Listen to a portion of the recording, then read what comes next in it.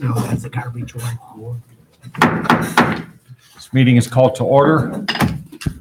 It's a town council public meeting for August 7th, 2018. We'll start with the Pledge of Silence. I pledge allegiance to the flag of the United States of America and to the republic for which it stands, nation, under God, indivisible, with liberty and justice for all.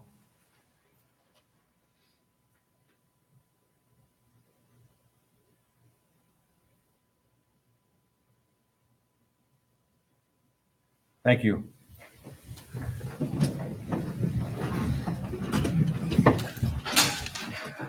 Roll call. Robert Carnahan, Here. John Foreman, Present. Julie Rivera is absent, Ralph Miller, Present. Richard Sharp, Here. Greg Parker, Here. Randall Niemeyer, Present. Amy Gross is absent, Jill Murr, Town Administrator. Here. David Austin, Town Attorney. Present. We have a quorum. We'll start with public comment on agenda items. If you have public comment on agenda items, please come forward, state your name and address for the record. Is there public comment? Public comment? Public comment? Public comment is closed. Our consent agenda is the minutes of the July 17th, 2018 public meeting. Claims is all town funds, $202,875.65. Wastewater operating, $94,907.04. Water utility, $19,494.08. Stormwater, $57,075.98. 2017 RDA A and B construction bonds, $30,227.75, and payroll for July 26th and August 1st, 2018 of $180,277.78. We have the manual journal entries for July 1 through July 31, 2018. Election site request, November 6, 2018, Community Center and Town Hall. We have the bandstand request for May 18th, 2019, Hanover Band Program and Evening of Music. Is there a motion to accept and waive the reading of the minutes and accept the consent agendas listed? So moved. Motion by Councilmember Miller. Second. Seconded by Councilmember Foreman. Are there questions or discussion? Yes, I have one here. I see we have a claim here for almost $7,000 to Ileana Heating and Air Conditioning, replacing furnace and air conditioning. That sounds like a home unit. Does somebody know where we replaced the air conditioning and heating unit? At the fire station. At the fire station? Okay, thank you. Any other questions or discussion? Roll call.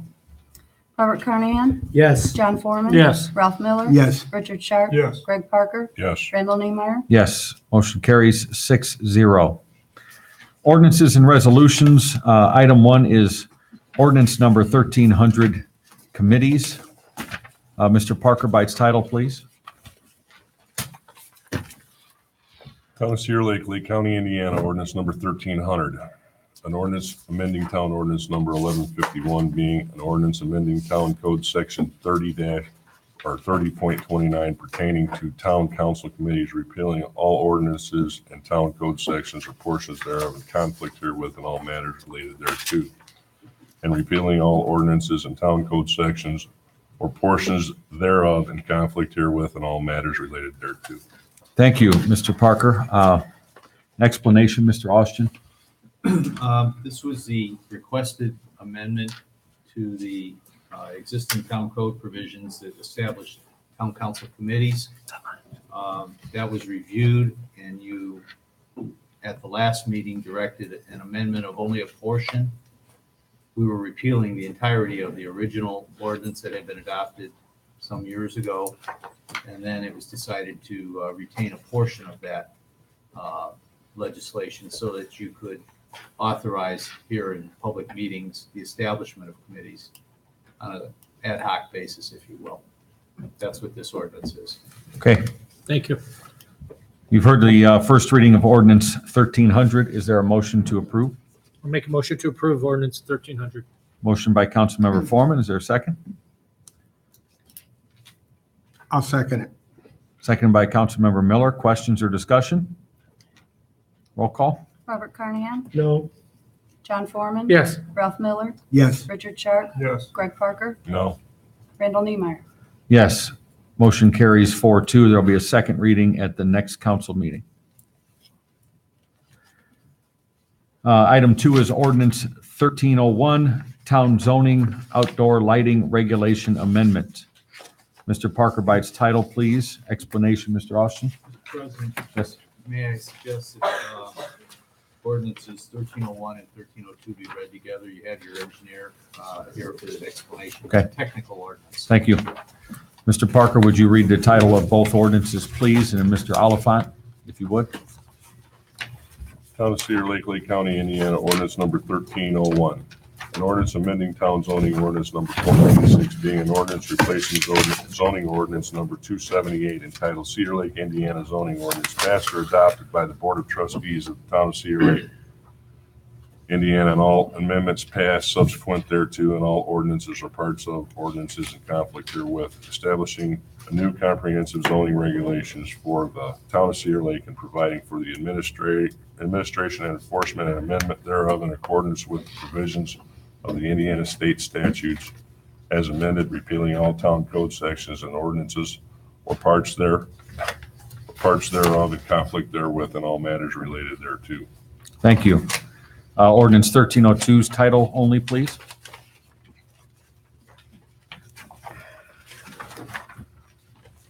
What page is that one on? Page 20.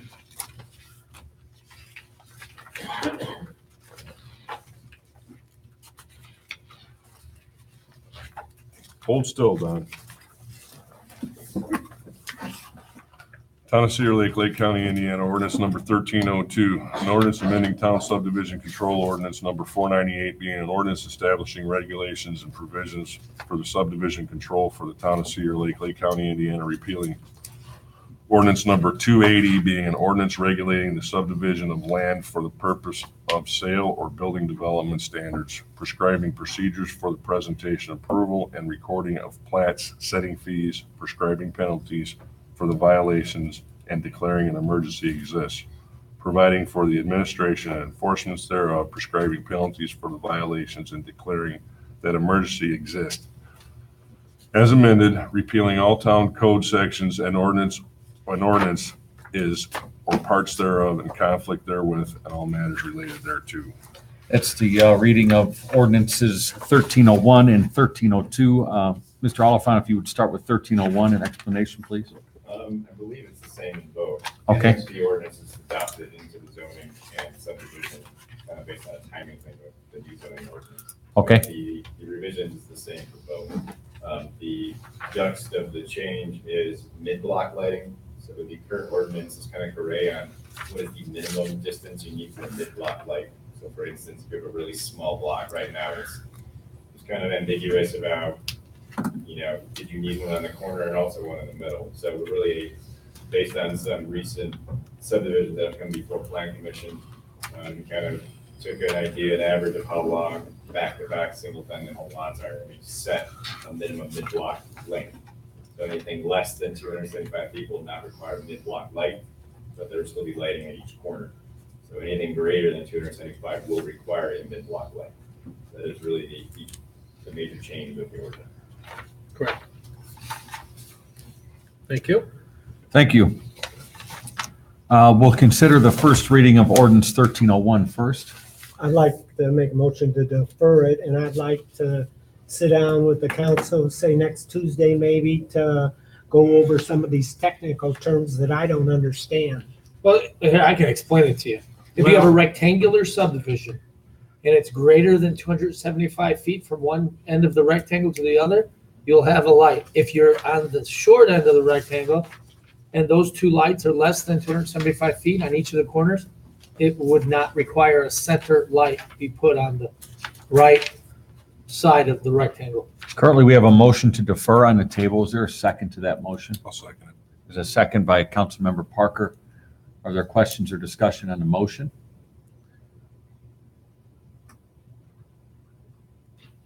Okay, roll call vote, please. Robert Carnahan, Yes? John Foreman, No. Ralph Miller, No. Richard Sharp, No. Greg Parker, Yes. Randall Niemeyer. No, motion fails. Item will still be considered this evening. Mr. Foreman, would you please continue with an explanation? Yeah, so basically this new subdivision, I'm going to say, was it down to the south of Burger King that is being built? Yeah, Summer Winds. It was determined that we defined a block by one corner to another corner of a 90-degree angle per se. And in that case, it was a very short distance, and it would have almost been too much lighting for the neighbors that would have lived there. So we kind of took a look at it on the planning commission. We've been beating this lighting ordinance up for quite some time, and that's where this all came from. So it's been gone through very, very thoroughly. I at think the planning mid-block, they just left too much interpretation. So if you have really, especially in Summer Winds and even Lakeside's case, they had these kind of mini blocks, is what I call them that. So they were only one lot, from north to south, one lot deep on each side. So you have one lot look to another lot. Generally, there were only 250 feet between. The ordinance wasn't clear that says you didn't need a mid-block there. So it forced the guys to have to do a variance every single time as opposed to just follow the rule of the zoning ordinance.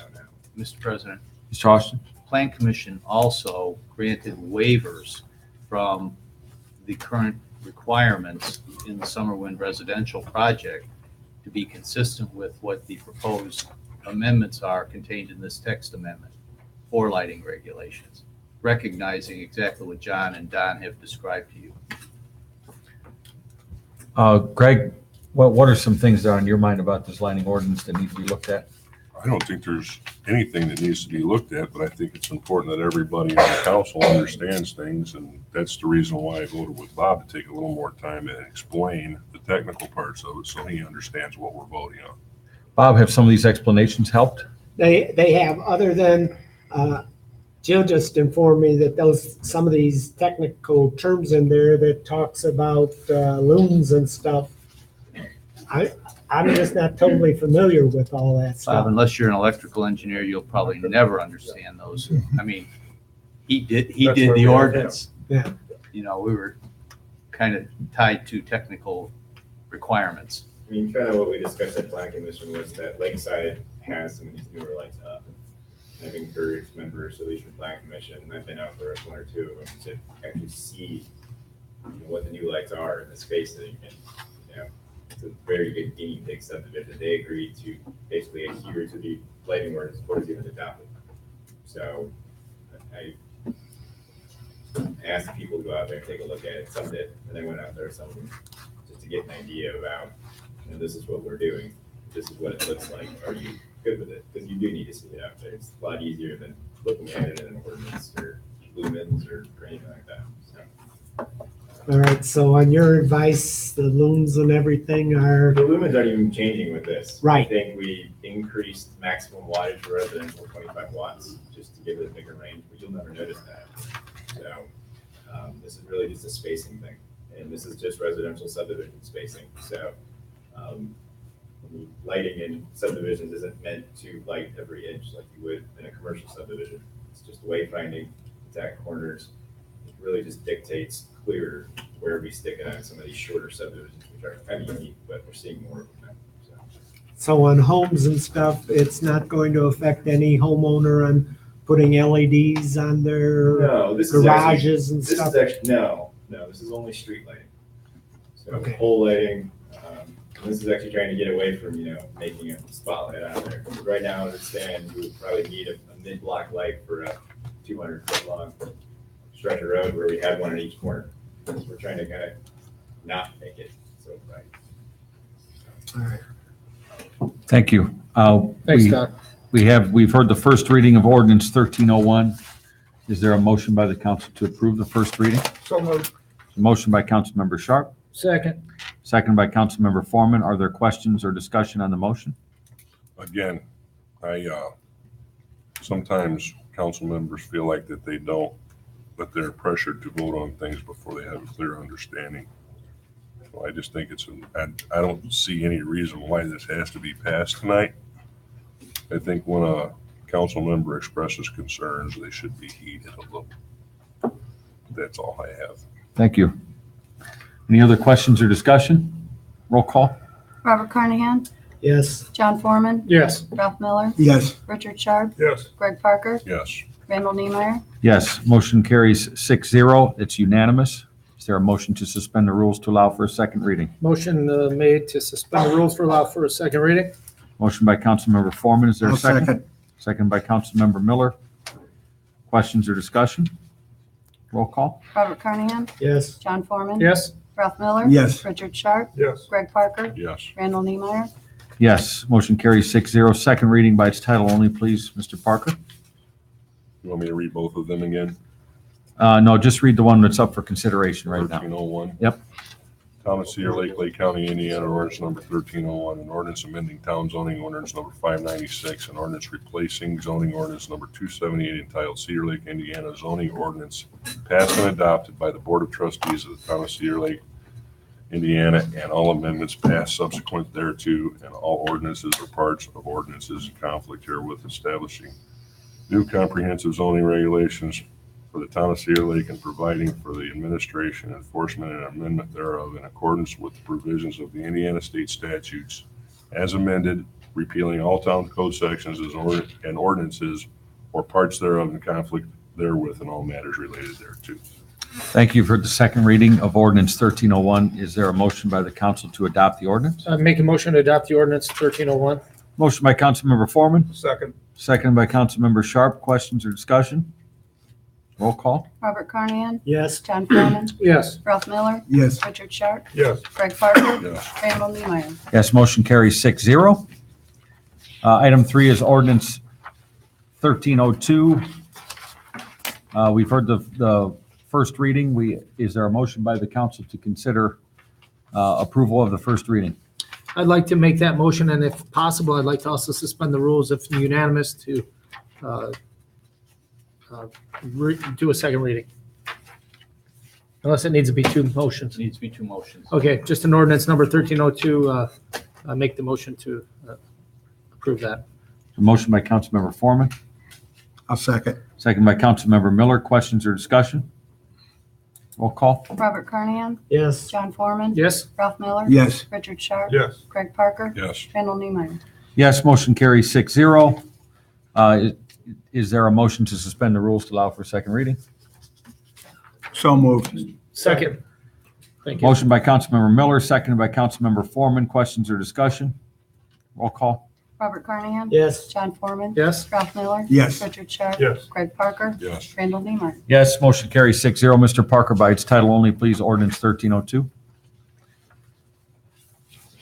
Town of Cedar Lake, Lake County, Indiana, ordinance number 1302. An ordinance amending town subdivision control ordinance number 498, being an ordinance establishing regulations and provisions for the subdivision control of the town of Cedar Lake, Lake County, Indiana.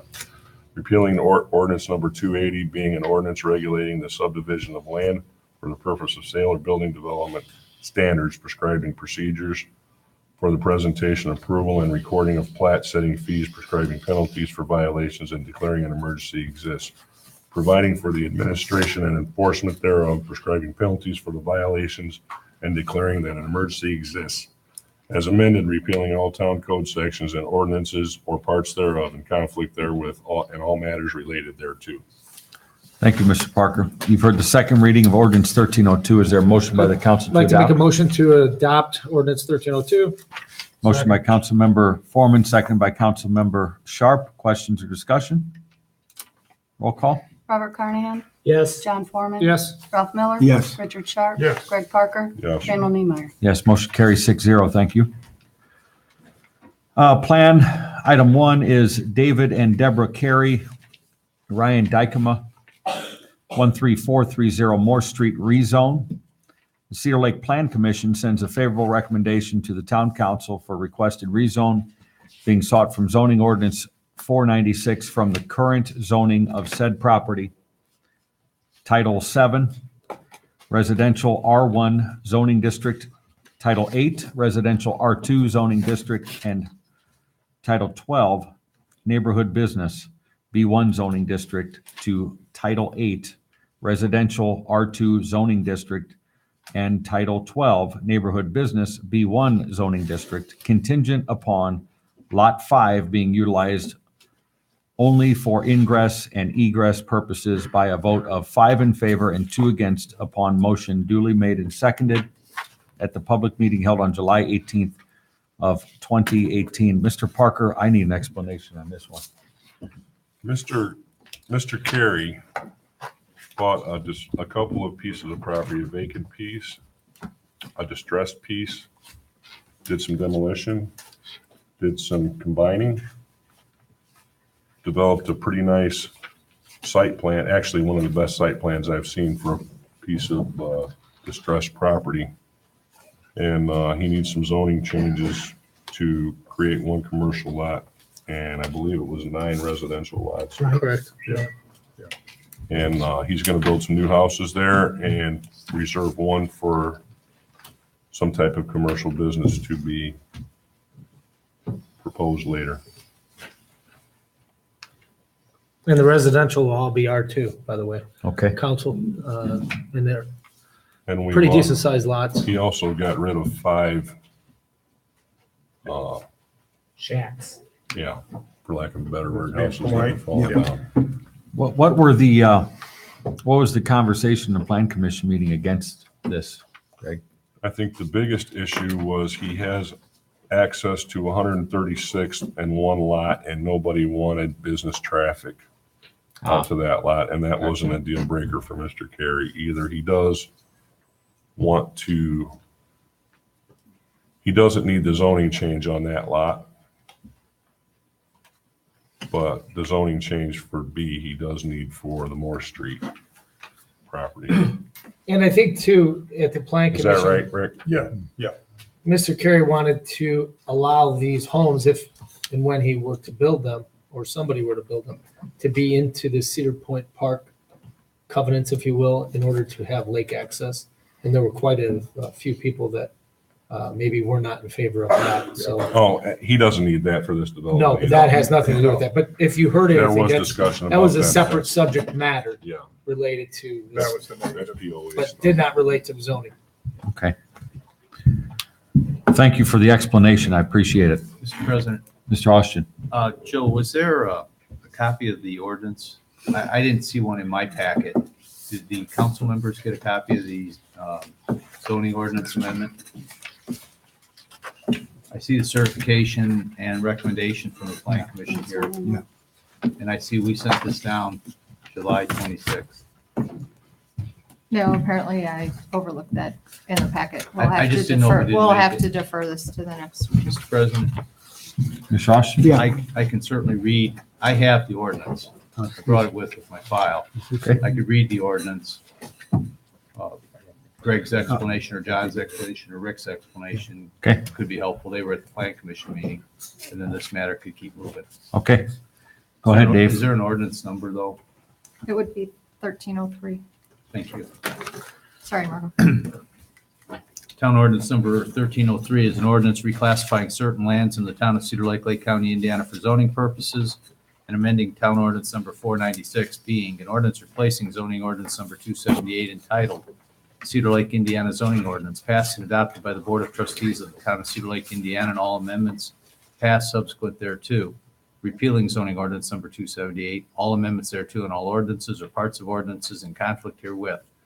Establishing new comprehensive zoning regulations for the town of Cedar Lake and providing for the administration, enforcement, and amendment thereof in accordance with the provisions of the Indiana state statutes passed by the town council of the town of Cedar Lake, Lake County, Indiana, the 13th day of December 1989, and all amendments passed subsequent thereto.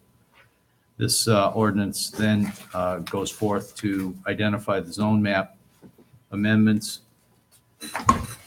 to be from Title 7, R1 Residential, Title 8, R2 Residential, and Title 12, B1 Business Zoning District classifications to Title 8, R2 Residential, and Title 12, B1 Zoning District classifications, with same being expressly conditioned upon Lot 5 and said parcels to be rezoned and replatted and only to be utilized for ingress egress purposes to the balance or remainder of the subject parcels and for no other use. Thank you, Mr. Austin. You have heard ordinance 1303 read into the record. Is there a motion by the council to approve this first reading? I'll make a motion to approve the first reading, and I'd like copies of what he just read put in all of our boxes. I'll second it. Thank you. There's a motion with contingencies by Councilmember Carnahan and a second by Councilmember Parker. Questions or discussion on the motion? Roll call. Robert Carnahan? Yes. John Foreman? Yes. Ralph Miller? Yes. Richard Sharp? Yes. Greg Parker? Yes. Daniel Niemeyer. Yes, motion carries 6-0. Is there a motion to suspend the rules to allow for a second reading? So moved. Motion by Councilmember Miller, Second. seconded by Councilmember Sharp. Questions or discussion? Roll call. Robert Carnahan? Yes. John Foreman? Yes. Ralph Miller? Yes. Richard Sharp? Yes. Greg Parker? Yes. Randall Niemeyer. Yes, motion carries 6-0. Second reading. Mr. Austin of Ordinance 1303. I'm sorry, you don't want Greg doing this? Oh, I'm kidding. You have Town ordinance number 1303 is an ordinance reclassifying certain lands in the town of Cedar Lake, Lake County, Indiana for zoning purposes and amending town ordinance number 496, being an ordinance replacing zoning ordinance number 278 entitled Cedar Lake, Indiana zoning ordinance passed and adopted by the Board of Trustees of the town of Cedar Lake, Indiana, and all amendments passed subsequent thereto. Repealing zoning ordinance number 278, all amendments thereto, and all ordinances or parts of ordinances in conflict herewith. Establishing new comprehensive zoning regulations for the town of Cedar Lake and providing for the administration, enforcement, and amendment thereof in accordance with the provisions of the Indiana state statutes. Passed by the town council of the town of Cedar Lake, Lake County, Indiana, the 13th day of December 1989, and all amendments passed subsequent thereto. Thank you. That's the second reading of Ordinance 1303. Is there a motion to adopt? so moved. Motion by Councilmember Parker, Second. seconded by Councilmember Sharp. Questions or discussion? Roll call. Robert Carnahan? Yes. John Foreman? Yes. Ralph Miller? Yes. Richard Sharp? Yes. Greg Parker? Yes. Randall Niemeyer. Yes, motion carries 6-0. So I will consider item 1 under planning approved. Is that correct, Mr. Austin? Did that ordinance? It is adopted. Okay, because it's just, all right, thank you. New business, item 1, property acceptance. Town Administrator Murr. Council, this is to accept the property that we acquired for the Wicker Meadows project. This is between the southern boundary of Wicker Meadows and 129th, as has been discussed on this project. There is nothing in your packet. The documents are there for the president's execution. We acquired that parcel to move that project forward. There's one more parcel acquisition that we are currently negotiating. So will you be looking for a motion for authority of the town council president to sign these documents? Is that Yes, correct? please. Thank you. Is there a motion? I make a motion to allow the town council president to make the property acceptance. Motion by Councilmember Foreman, Second. second by Councilmember Sharp. Questions or discussion? Roll call. Robert Carnahan? Yes. John Foreman? Yes. Ralph Miller? Yes. Richard Sharp? Yes. Greg Parker? Yes. Randall Niemeyer. Yes, motion carries 6-0. Item 2 is property donation. Town Administrator. Council, we received a request from Cedar Lake Ventures 1. They would like to give 2 parcels of land to the town. These are 2 50-foot strips of land that run along easements, and they felt the town would benefit them. Staff has reviewed these 2 parcels. Common addresses are 13360 Lincoln Plaza Way and 9931 Lincoln Plaza Way. If you look on page 28 in your packet, there's a layout of where these 2 parcels are. In reviewing these with staff, this donation would be favorable for uses of the town and access into various stormwater infrastructure and other structures. It is our recommendation that you approve this donation and authorize myself to work with the town attorney and the property owner to prepare the documents Who is the needed for this property owner? transfer. Specifically. Vandernoort. Kristen Vandernoort, Cedar Lake Ventures 1 LLC. Anybody find that odd besides me? Ironic, dripping with irony. So it's Christopher, not Doug. Kristen. Kristen, But I think it's good for us to have that land, Mhm. regardless of the past. The past is the past. And this is west of the funeral home. There's 2 There's They two run north and parcels. south, so with that being said, Mr. President, I'd like to make a motion to accept the property donation and to allow Jill to work with our attorney, Pardon me for being suspicious. legal paperwork. No, you don't, no pardon needed. I respect it. There's a motion by Councilmember Foreman. Is there a second? Second. Second by Councilmember Sharp. Suspicion noted. Any questions or discussion? Roll call? Robert Carnahan? Yes. John Foreman? Yes. Ralph Miller? Yes. Richard Sharp? Yes. Greg Parker? Yes. Randall Niemeyer? Yes, motion carries 6-0. Item 3 is High Grove subdivision change order number 3, Town Administrator. Council, this is change order number 3 for your High Grove subdivision improvement project. Grimmer Construction is our contractor.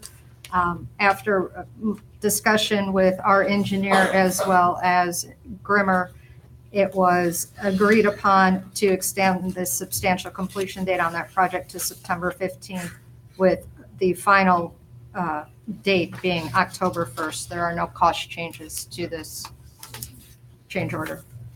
Is our recommendation you approve this change order? I would like to have Mr. Oliphant come up here and explain some of the discussion that we had last month, the complaints and stuff. I think you're aware of them. Can you kind of address some of the things that's going on up there in High Grove? We met with Grimmer the morning after that meeting to go over site cleanliness and some of the complaints that we heard secondhand. We obviously weren't here. And a lot of the complaints, some were warranted, some were not. It is a tight job. It's a very tight job. We have some right away that are 15 feet. Most of them are 20. So literally our road is almost edge to edge in a right of way. And the contractor, we think, does a really good job to try to keep it clean. It's not easy to do. And to explain nails and garbage out there, it happens, and they do their best to keep it clean. And we went out there with them and looked at the site as a whole, and there are stockpiles of stuff they ripped out of the ground that hasn't been taken away yet.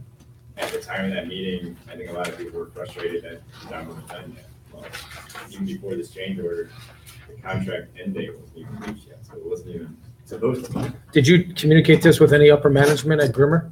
We did. Grimmer was supposed to be here with me here tonight. Thank you. He canceled at 3:30, so that's on them. Their vice president, Don Dudlacek, who is also the project manager for the job, I was in contact with him the next morning. He was out there. I was out there. We were out there with his foreman, our inspector. We walked the entire job and noted areas that needed to be cleaned up. Went over all the complaints.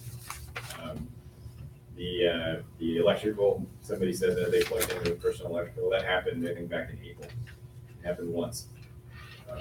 We should never do that. As far as we know, nobody's been drinking on the job. There are liquor bottles and whatnot out there. They're on every job. That doesn't mean the contractor or their subcontractor is drinking. If we see that, if we ever see that, we would definitely say something. It's not acceptable. Yeah, so they've worked as hard as they can. In response to, say, water bottles or Gatorade bottles, they're going to be out there. I mean, our staff, Grimmer staff, their subcontractor staff, they're human. It's been hot. And yes, they should clean it up as best as possible, but there will be water bottles floating around occasionally that we miss, or somebody throws it and we miss it. That's regrettable, for sure. Nails, especially on a tight subdivision like this, I think when the complaints came in, they're pouring a whole bunch of curves out there. There's a whole bunch of nails involved with any kind of forms out there, and typically they get tossed into kind of the trench and they're off the main driving area. But it's impossible not to get a couple flat tires on that with this, especially given the width of the road. Everybody tries to, as best as they can, to pick them up, get them off road, get them into the trench where they'll be buried under other concrete and other asphalt. And they really do the best, do the best they can. Nobody's not trying to keep the work site clean or intentionally moving slow. Right now, most of those areas that were, at stone 2.5 weeks ago when the complaints came in are now fully paved. Does Grimmer do more than like the Welsh and Kelly's about, or do they sub everything out? except asphalt? Grimmer, I mean, they're known for underground and mass excavation. Okay. So they will do everything pretty much, yeah. The two main subs on both jobs, South Shore and High Grove, are asphalt and concrete. Okay. Unfortunately, they're the same. Gallagher is asphalt and Herb is both. So right now, as they both kind of approach their substantial completion dates, they're kind of fighting over subcontract right now. So. I mean, Is this, have we been communicating with the schools, Jill and Don, We about have. this delay? Is it That gonna was screw up part of buses? That was a major part of that discussion. So Grimmer came in, as they should, in writing, requesting a contract extension. They initially requested 60 days. Us, we came back and said roughly 3 weeks. We settled on a month, then we looked at the long-term forecast rain-wise. There's a lot of rain in the forecast. We didn't want to have to come back to you again. That's why I got bumped to September 15th. The startup date for MacArthur Elementary is the 23rd, I believe. Yes. Correct. So while we can't set two substantial completion dates, we made it very clear to Grimmer and their subcontractors that that road has to be fully on 129th. Right now. Perfect. No. So if they poured one side of the curb on 129th, we can wait for that to cure so they can get access to those residents, flip over to the other, and they can start paving.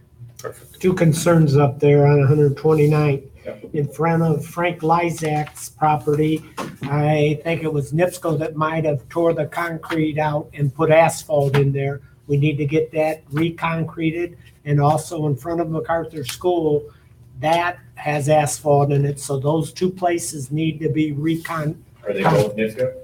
I don't know if it's NIPSCO that did it So or, we've been in contact with NIPSCO. We've had a couple of complaints about issues outside of the right of way that have been either been due to services put in or, mains that are slightly off the right of way or right on the edge of it. Anything that NIPSCO did that wasn't part of the town's project. We've been in communication with them. They want to wait to address a lot of this stuff until basically Grimmer gets in the restoration phase, so they're not jumping over each other. So there's a couple issues where they may have to dig through like a sidewalk on somebody's entrance to their resident, and they'll come back and either pour that or do it and restore it. So we're kind of having a little list off to the side that we've dealt with NIPSCO and their contractor InfoSource. They will figure that out once we get into our restoration phase, and we'll do it all at once. I think your neighbor had an issue as well. yeah. So, yeah. well, they went ahead and fixed it themselves. Did they? Yeah, Okay. they said they were tired of waiting. Yeah. One other thing, I got a call from Mr. Harden, and he said, Bob, I would just like to tell you, I am so happy, and it is unbelievable that they did this work up here. It is beautiful. Good. That's from Mr. Harden, that's great. your sister-in-law's father. Awesome. Yeah, they're great people. They've lived there a long time. Cool. I think one of the things that kind of creates some of the complaints, along with the difficulties of any construction project, is if you go back to phase one of 133rd, the poles in the middle of the road, it's kind of like these things kind of stick in people's minds that it seems like every project that we have in Cedar Lake, there's some problem with. And I think that there's just that carryover, and man, it'd be great if one of these projects we didn't have some of those, just something to go smooth one time. I agree. It would be great, because I think that would help a lot of people. Yeah, and that's the way we always hope they go. Yeah. I think on both these projects, the change orders we kept the minimum, we're on budget, pretty damn close. I think change orders have amounted to less than 1% on both jobs right now. That's good. Well, you guys are doing a good job. So, what's going on with Parish Avenue South? Oh, no, that's not yours. Okay. Don't know. That's a sore subject, John. That's a tough one. Okay, so we have a item for consideration, High Grove subdivision change order number 3. Is there a motion by the council to Mr. approve? President, Yes. I had a quick question. Doesn't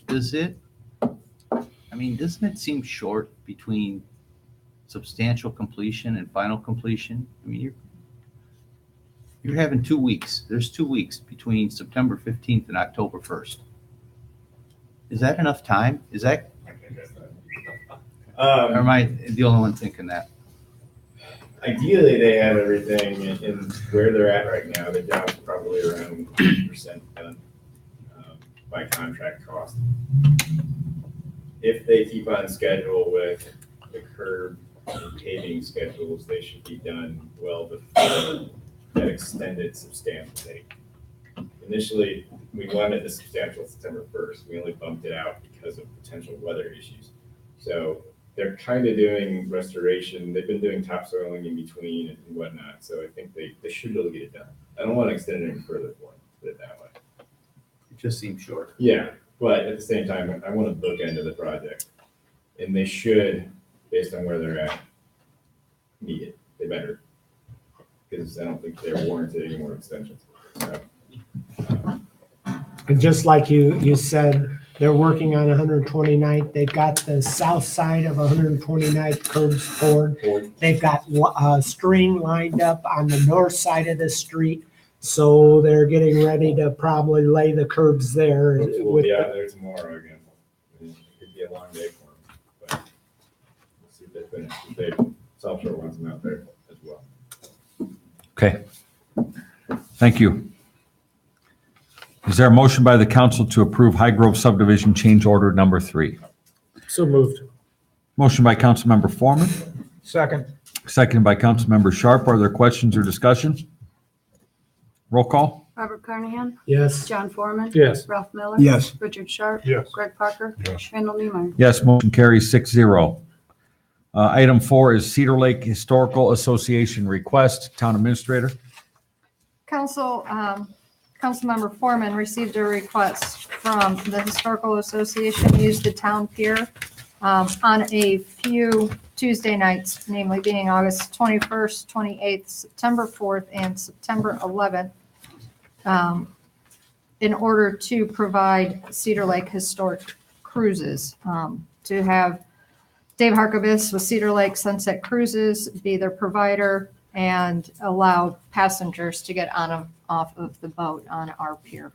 Yeah, Julie's is out of the, it contacted me. They're doing we're trying to promote the arts, and they're doing like a 60-minute presentation on the town to try to get some people down there.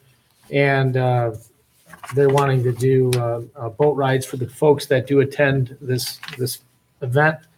And quite honestly, I feel as though we as a town council should be thinking about how to expand that pier, separate the police boat, DNR boat, and or make a separate pier for the public. It just seems logical.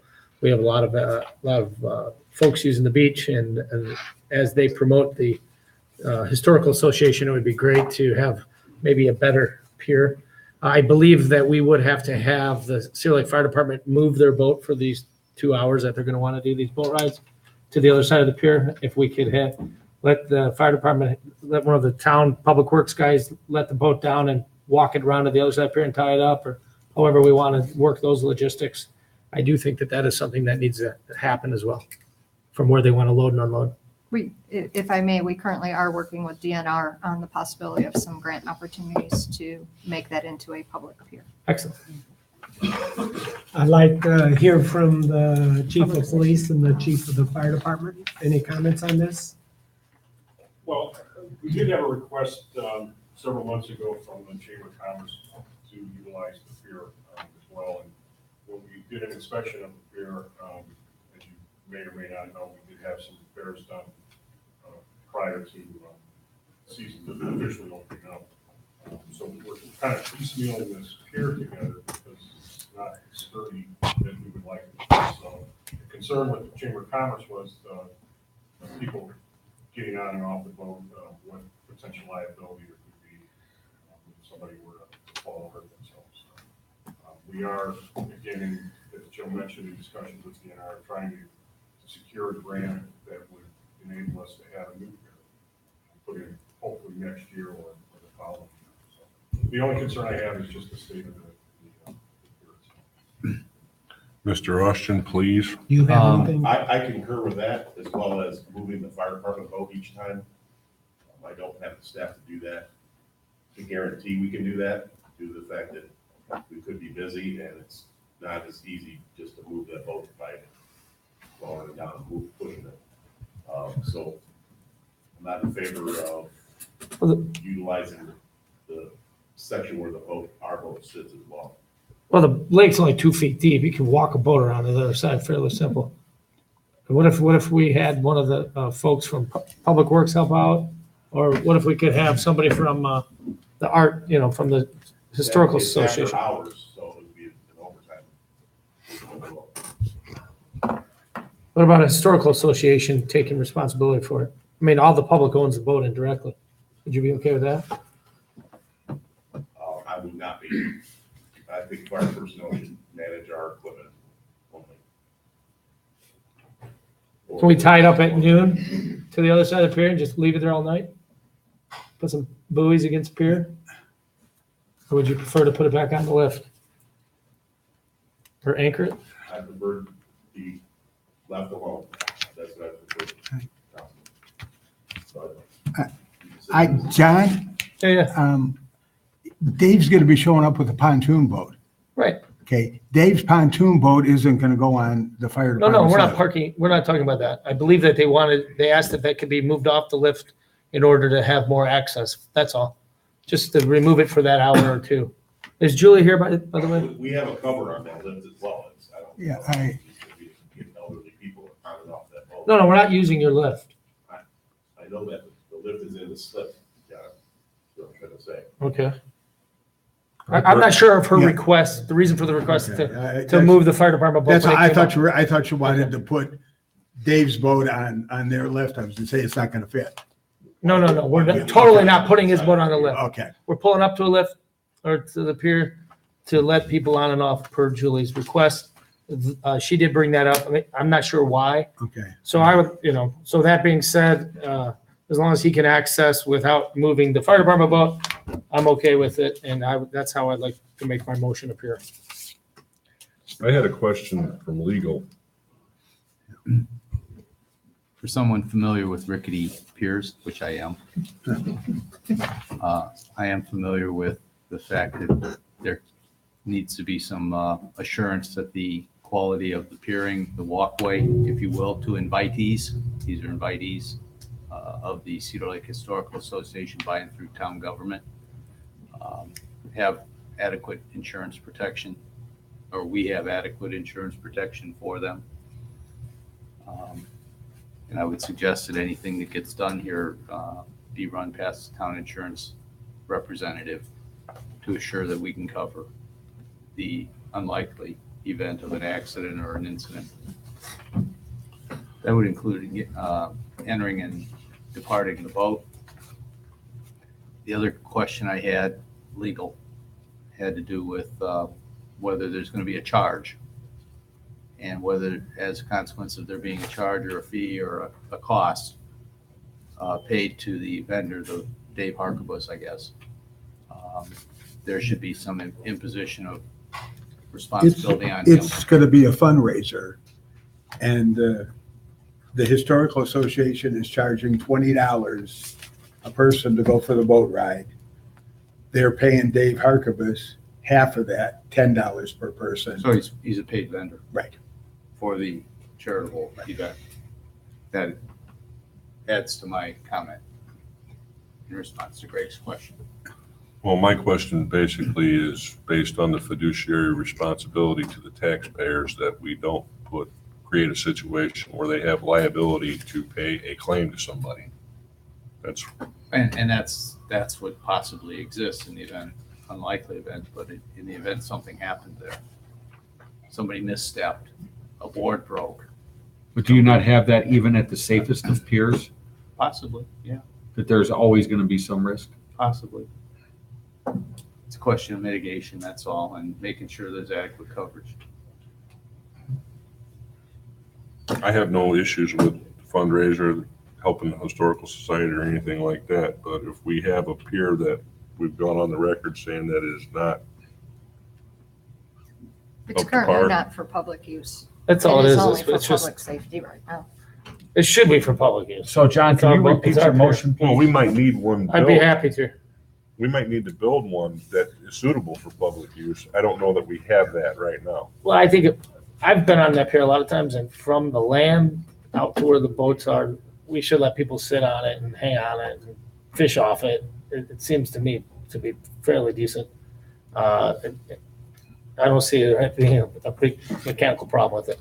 But according from what I But heard, they've done some That repair. A couple it's- years ago, it was dilapidated. yeah, but It's it pretty sounds good like now. it needs to be replaced, and Well, if it's, we put somebody on it, we get somebody injured, it's a traditional pier. That's all. These new piers were all spoiled by the lighthouse and these nice 6 foot wide aluminum, and I mean, it's a pier.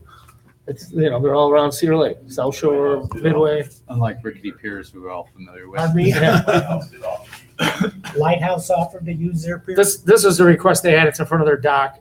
So basically, Mr. President, I would like to make a motion to allow the Cedar Lake Historical Association to utilize our pier along with the commercial insurance company and the boat cruise, Cedar Lake Sunset Cruises, contingent upon our insurance company allowing the entering and departing of the boat off of and onto the pier. Mr. Austin, does this motion cover us for liability? Well, I think so. I heard, referring it to Bob Ryan, our insurance guy, and making certain that we have verification that we're adequately covered. Mr. Foreman, do you concur with Mr. Austin's summary? I do. Thank you. You have a motion on the table with contingencies. Is there a second?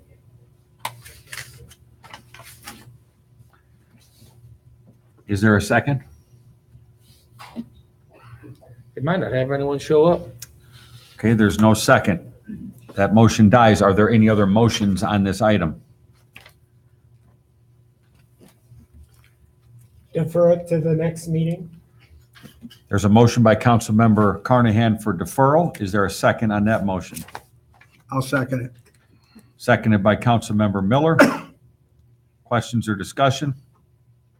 The date of the event is. It's the I same know night. Okay. They won't be able to do the first Okay. event. I just want to make sure that was clear. So we have a motion and second. Any questions or discussion? Roll call. Robert Carnahan? Yes. John Foreman? Yes. Ralph Miller? Yes. Richard Sharp? Yes. Greg Parker? Yes. Randall Niemeyer. No, motion carries 5-1.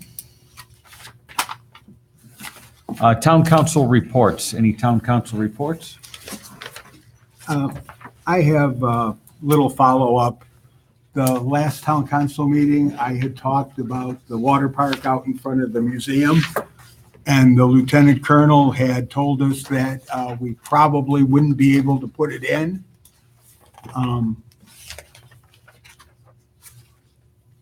I've done a little bit of talking down in Indianapolis, and we are back on the board. They're talking to us about a possibility that may go through.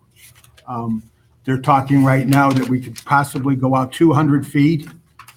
We really need to go out 300 feet. I had sent them some maps and that showing them in front of the museum how it comes back. And the 300 feet that the 300 feet that we want to go out isn't as far out as what Toomey's is. As the Toomey's jets out where the Toomey Park used to be, and that we would still be out of the boat traffic and that. And we are working on trying to come in on something like that. And I will stay in contact with them, and when I know that we need something brought up as a vote here, we can do it. Do we need to maybe bring this up as a vote now and make sure that we have council approval that this is something that we want?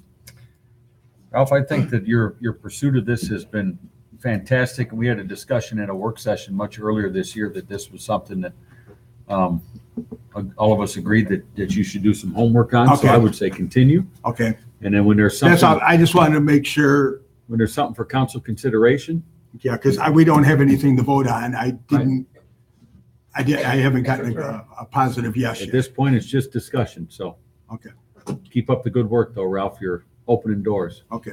That's And good. DNR had to approve the one up in Whiting, right? I think they did. I did, yeah, and Absolutely. what So had they approved happened, Whiting and they, yeah, but we were on Wolf Lake and Lake Yeah. Michigan are different. We fall under different guidelines. There's a Great Lakes initiatives Yeah. because of Lake Michigan. Yeah. Yeah, because I had brought that up also. Okay, good. Town council reports. Bob, you have anything? Nothing tonight. Okay, I go ahead, Greg. have a quick question. Is this, would this be Amy's last meeting here? I was just gonna mention that. Well, I got a few things I'd like to say, but I'll follow you if you'd like. Well, some of you in the public may already know that our clerk treasurer will be, it has officially submitted her letter of resignation to the clerk of the circuit court in Lake County, Mike Brown. That resignation has to be forwarded then to the Lake County Republican chairman. Amy ran for and was elected to office as a Republican. Therefore, the Cedar Lake Republican Party will be holding a caucus no more than 30 days after the receipt of the resignation by the Lake County Republican chairman. There's 10 precincts in Cedar Lake, and therefore 10 precinct committee persons will be voting to replace the clerk treasurer, Amy. Amy served here for a long time. I'm not sure exactly. Jill, do you know when she was first elected? Said 20 years in the letter. She's been with the town for 20 years. First elected would have been in, 2008. her first term would have started in 2008. Okay. So she's been here through some not so good times and some good times, and has grown with the position as the town has grown, and really I give a lot of credit to her for her guidance and leadership in getting the town to a financial state where we have a consistent AA- bond rating, and her leadership is going to be missed in this building. It's not an easy person to replace. I certainly wish Amy all the best of luck and happiness and joy in her next position. I think whatever people she's around, she will have a positive impact on. And hope that she comes around and sees us once in a while to just check on us to see how we're doing. So I'm confident we'll find a good replacement, but you can't replace that type of institutional knowledge. So there's going to be a learning curve, and there's going to be some time to build new teams and new bridges. So I wish Amy was here tonight, but publicly I'd just like to thank her for her dedication to this community and love of this community. So thank you, Amy, if you're watching. Greg, go ahead. Amy was elected to the council about the same time exactly the same time John and I were. We had a pretty rocky start, but we all got aligned, and Amy I thought, was a phenomenal fit for the job, and she did a phenomenal job for the taxpayers financially, and it's a sad day. I hate losing her, but I wish her luck on her next position, and she'll be missed. Yeah, I'd like to just add that she did a really good job for us. She's in the last few years, if those of you who do not know, she's continued her education and completed a degree. In addition to that, like Margot's been working with the clerk's office for a while. She's been doing continuing education units to the state of Indiana, which used to be Indiana Association of Cities and Towns, and now it's AIM. And she's kept current with all of her certifications, like Margot and some of the other girls in the office. And it's a stepping stone in life. If you're watching, Amy, good job. Thank you, and good luck to the future. That's all. Thanks. Anyone else like to say a few words? Margot, you've worked with her for years. Yeah, I'm gonna miss her. I mean, and she's taught me a lot, especially with budgeting and to watch. You have to watch your funds. And so I keep an eye on the payroll and then bring it to her.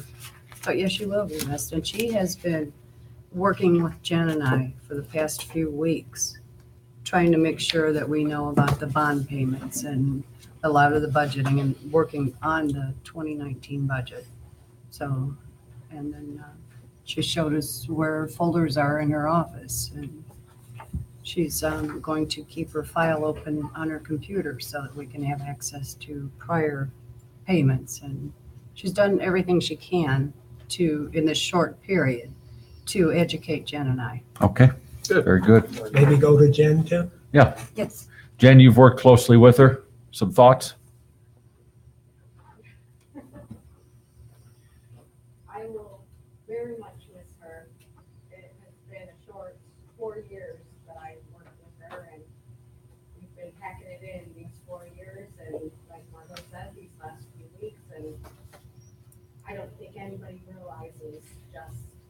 how valuable Amy was to the town. And she's been greatly missed. Anybody realizes how stressful that job is too. Me and Margot, we can tell you something. Good for you. Our department heads, any thoughts, words? No, I had a good relationship with Amy. I thought she did a great job at what she did. I mean, she was always there to help us figure out ways to do what we need to do. So we'll definitely miss her for sure.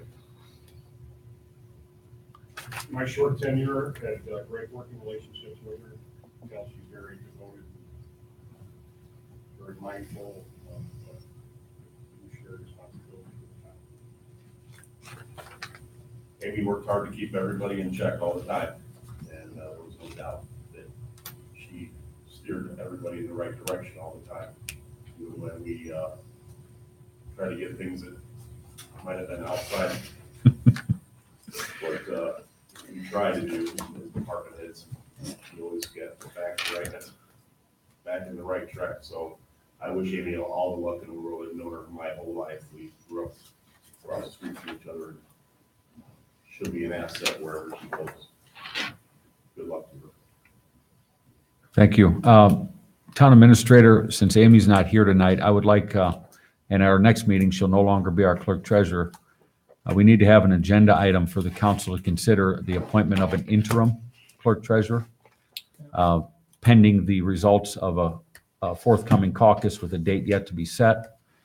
And also, I'd like to have a written invitation sent to Amy and her family so we can properly honor her for her service. Would we not need to do that tonight due to the fact that her last day is, I think, Well, I mean, she 20th? can still be invited, that we can honor her service at the next meeting, although she won't be the clerk. We can okay. maybe give her some recognition. So wouldn't and the a plaque deputy and an clerk opportunity. automatically take that responsibility Not by necessarily. default? No? Okay, It's the council's decision to appoint an interim. gotcha. So we'll have a gap of a few days, two of them being weekend days. Right. So I'd say at the next council meeting, we'll put that on the agenda to appoint an interim. Makes sense. Thanks for sharing your thoughts, everyone, and hopefully she'll come to the next meeting so we can properly honor her service here. Makes sense. Town attorney? Clerk treasurer? None?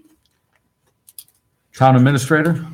Council, I have been working with the fire chief on new software known as Image Trend for fire and EMS reporting. We're at the point where we have negotiated some prices and are working on developing a contract. We would anticipate having that contract most likely for your next council meeting for consideration. No, excellent. And Parish Avenue is moving along.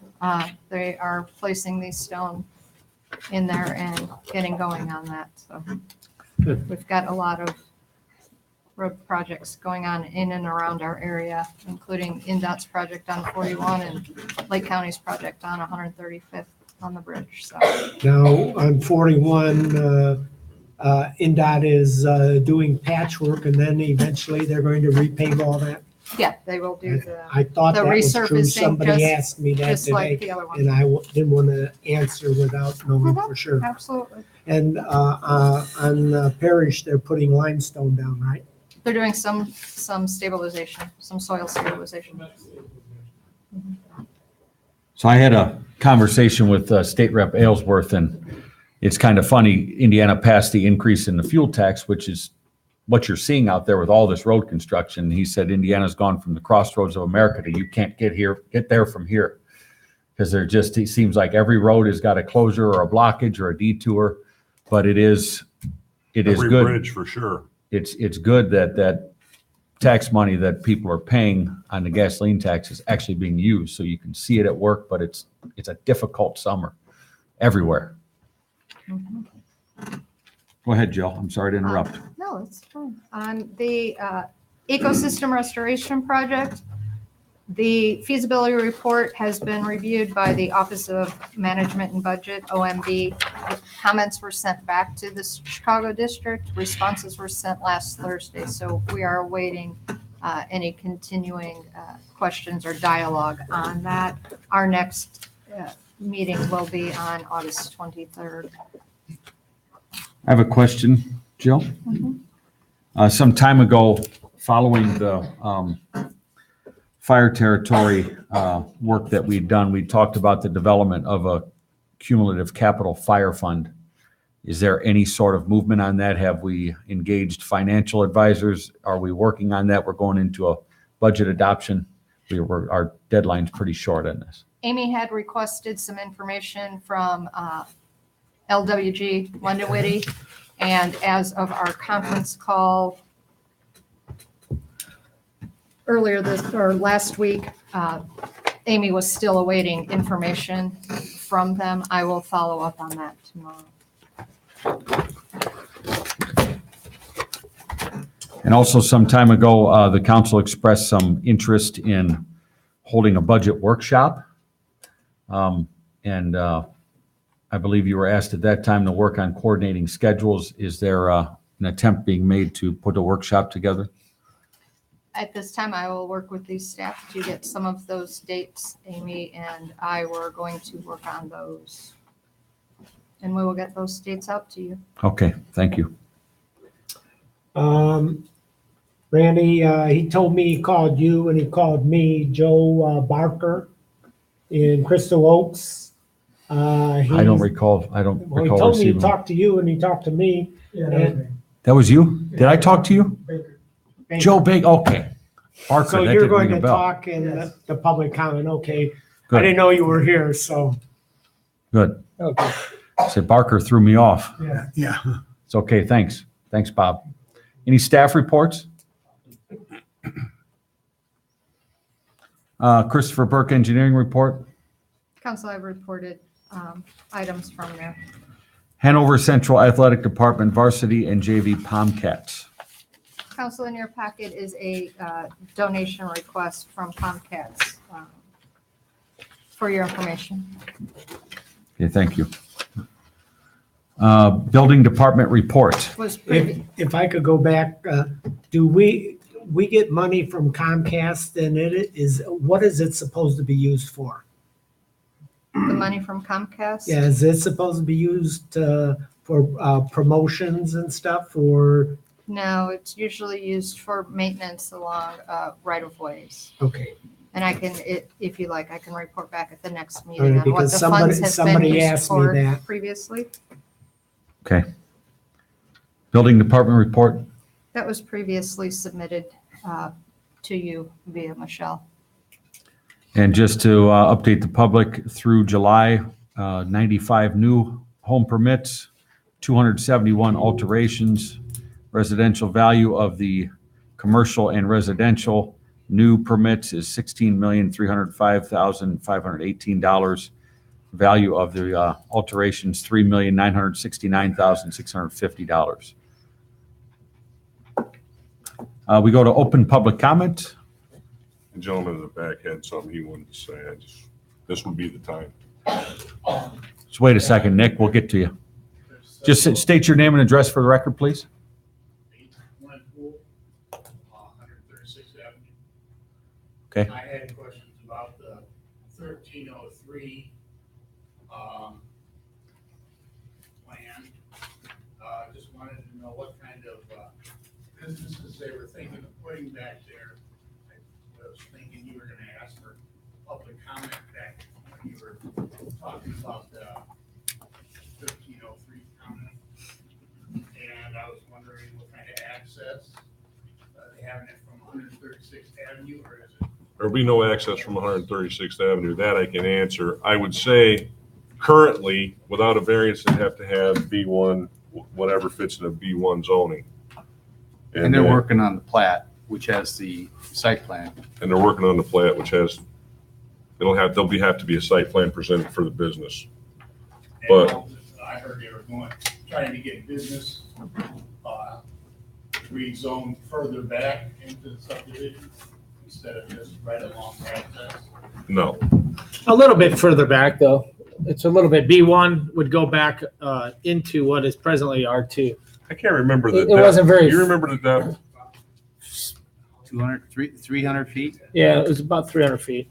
Yeah, that's not, So the total depth he's gonna go back is 343 feet. Yeah, it was 3 something, But right now, it's currently only 100 and some feet, so he's more than. 200, I think, additional, 200 additional. for B1, I believe. Yeah, yeah. He wants to know what the measurement. Yeah, and of the business In is. B1, the town of Cedar Lake, in the state of Indiana, we have cities and towns. The town of Cedar Lake is B1, B2, or B3. B3, the most strict, or I should say the most lenient. You can do kind of like a machine shop or 24/7 operation or a auto mechanic or something like that. B1 is the most conservative, very quiet. And then there's a list of B2. If you want to know what those types of businesses are, you can either go online and check out a PDF, or you could just stop down here at the town. We could give you a list of them. But B1 is pretty much a small residential type businesses. That would be the only thing allowed, unless he were to get a variance for B1 with special exception. And I was wondering, what's the frontage for that, I think it's lot 5 on the 136th Avenue. How much is that in there? Is that gonna be entrance and exit for the businesses? Or is it? No, gonna go off? That's for the housing unit. there won't be any entrances for the business lot off of 136. That was denied. There was a 50-foot strip. That's- Egress and egress. Yeah, that's existing today. What wasn't existing before the meeting tonight was R2. It was a 50 by 80 foot lot. That is now But R2. the plan commission granted part was permission denied. for That that. part wasn't No, denied. no, it was not denied. It was accepted, It was accepted. Well, but not to be correct. used as the main So just be a entry and exit. secondary access point for the Yeah. business. That was correct. But it won't be a permanent. It's not your ingress egress The for, main entrance will be out the doors, that will just be a secondary in case, you know, whatever, they need to get out, but the main That's not entrance. even, that wouldn't even be wide enough for a street, right? no, yeah, it's just That's a the problem. secondary- It's a secondary exit. And I was wondering why, you said something about they're gonna go for Cedar Point Park, going to the Cedar Point Park Property Owners Association for lake access. And why would that be if they're off of 136th Avenue? That's a non-issue for us. That's between them and the home and the Property Owners Association for Cedar Point Park. We wouldn't get involved in that at all. I was just wondering why they wouldn't have to go to Woodland Shores Property Owners Association. And maybe they will, but it has nothing to do with the town of Cedar Lake. I think there are others that might have questions. Well, they're gonna have to come up here and give their name and address for the record, but come on up.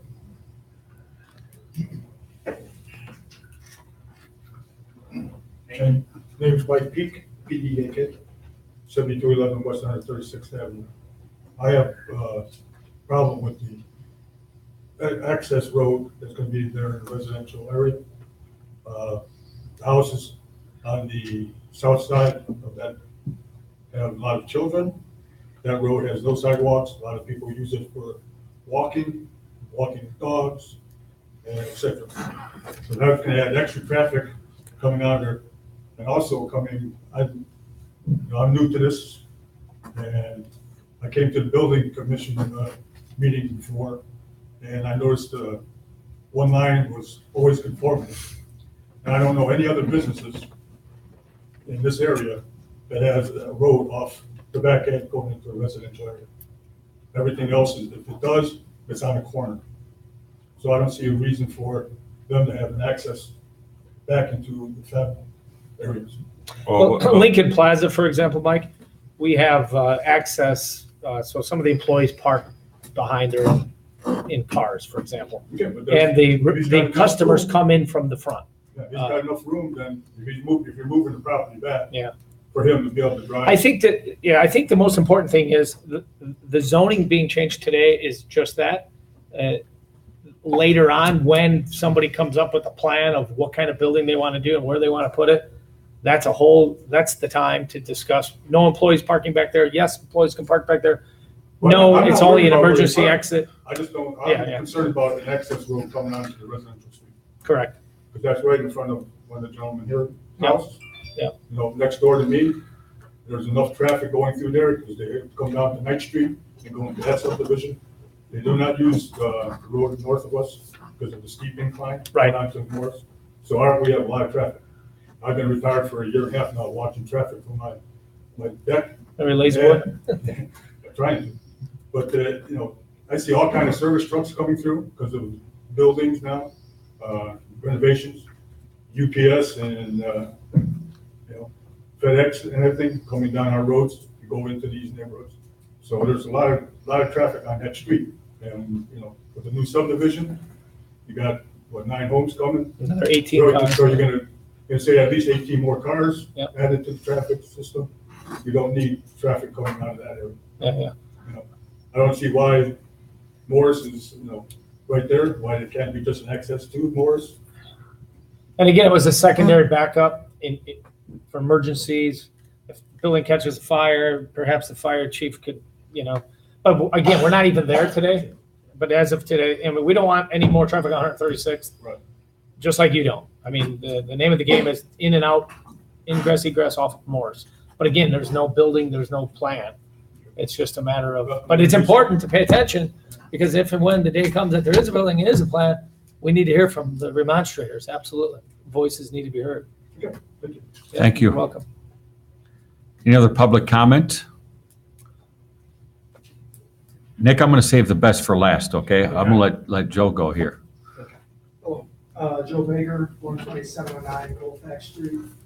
I gotta change your name on my phone there. Yeah, I talked to Mr. Carnahan, I talked to Mr. Nehmeyer about the water tower coming into Crystal Oaks. I had heard about this probably the beginning of the year. I had seen a truck out there, they started marking for soil samples. I actually drove over there and talked to the guy and kind of asked what they were doing, and he told me they're doing soil samples for a water tower. I contacted, I believe, Mr. Carnahan and talked to Tim Kubiak with, It's over there. with, Public Service. Public Works? Yeah, Public Works. And he had told me that there was gonna be 5 possible locations. Initially, when I seen him doing the soil samples, I asked the guys, this is the definite location. As far as he knew, he said yes. That was the only location they had. They already had prints of it. And, along this timeline, I was basically told that I'd be kept informed if it was gonna be coming to my subdivision. When looking at last meeting's, agenda, I couldn't tell by Nice Engineering report that this water tower was coming in. But I asked the question where the location was. Yes, and that's kind of how we figured it out once I heard Crystal Oaks. I kind of just had a few questions. Why is it going there? And if it's going there, you know, I spoke with Mr. Nehmeyer about possibly getting a petition. We really don't want it in the subdivision. And, you know, it's gonna be an eyesore. We're worried about property values. And, if it is coming in, is there any way the council could work with us to maybe update the park?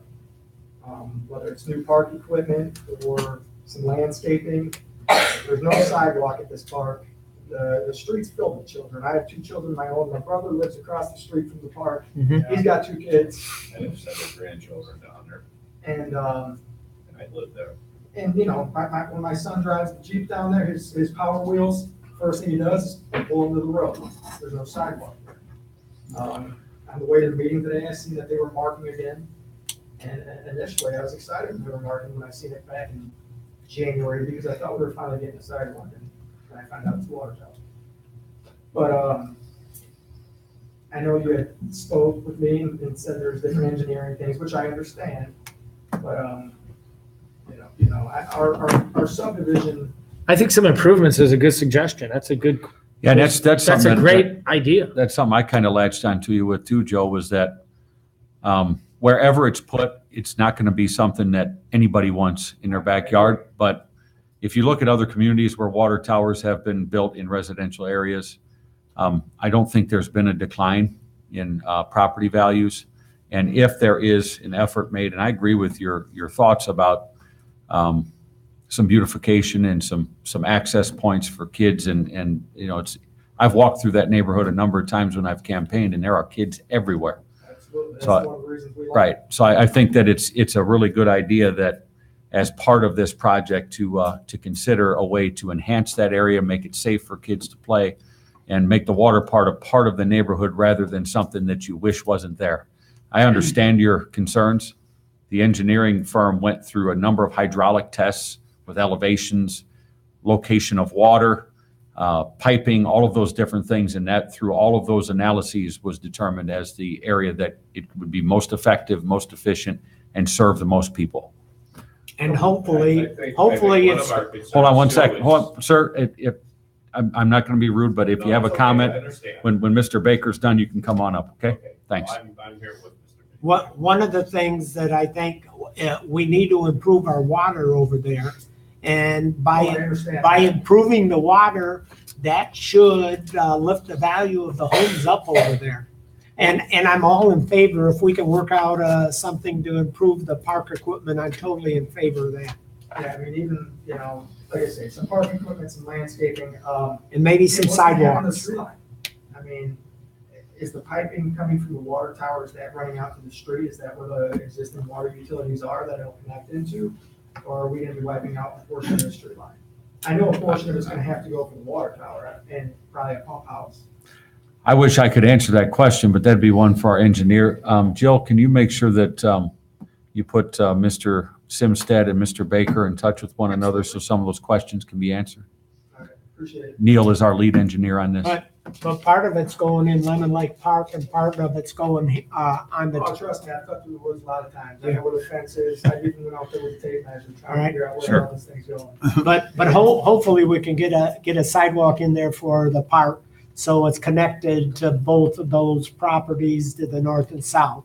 So they can access that and maybe we can work together to try and get some park equipment in there. And why I'm here too, I know another member of my community had requested some mulch for that park. Can you get new mulch there?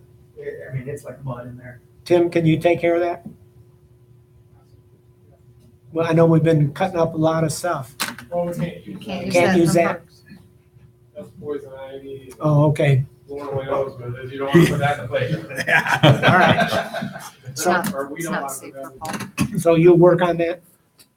Yeah, I'll see where we're, I don't know where they have or what their deal is with the budget for mulch, but I'll look into it for sure. Okay, thank you. One more question real quick. Go ahead, Joe. I know the town's doing a lot in beautification, and the town's I've lived here for 4.5 years, and it's already looking better. The town's doing a good job. One recommendation I have, I have to drive through St. John every day to go to work, and you look at their water towers, their existing ones, and they have their town logo on it. Mhm. You go over by Monastery Woods, and we have a giant blue water tower, That's our goal. is to, We have that You got the new logo. logo? That's our goal. We've looked into it and the cost of that was north of $100,000 just to get it painted and put a logo on it. And it was one of those, at the time, cost prohibitive things. Cedar Lake is really kind of new in the water business. It was 2010 when the utility was acquired and made a new municipal utility. So we don't have a lot of customers yet to take on those sorts of projects, but as the town grows, the customers grow and we have a little margin to invest in those things. So we all agree with you that that tower does not look good. And the Cedar Lake brand here that was worked on is a pretty cool looking brand that would look great on that tower. Not only would the town name be nice on one side, on the other side. He's gonna say one by Hanover would, Hanover, home of the Wildcats, or put the Wildcats. And on the east side, let's put the Bulldogs. Why not, right? You knew that was coming. I knew it was Myron. coming, John. In maroon pink. My wife says the blue one looks like one of the boogers stuck in the head. Yeah. Yeah, and we live like literally right across the street from the park. So Yeah, looking out it's the front front window, it's gonna be in my front window. well, I appreciate your time. Thank you. Yeah, come on up. Name and address for record, please. His name's Mike Baker. I live on Colfax Street in Crystal Oaks.